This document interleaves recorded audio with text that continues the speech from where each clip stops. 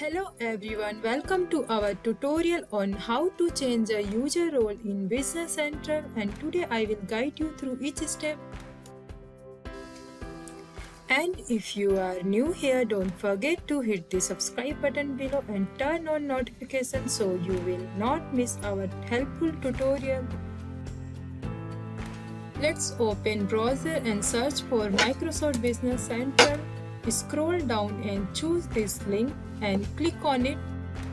Then click on sign in button. It will take you to Microsoft login. Here it will ask you to pick an account and below you can add or use another account.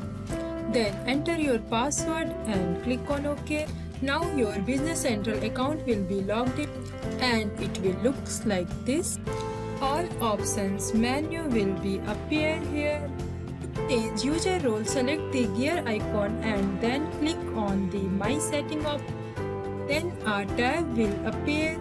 Here you can see the entire column like user role company. There are three dots at the end of role section. Click on it. For example, I am selecting accountant here.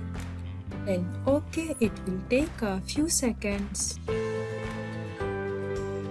You can see here the menu options have changed according to my role.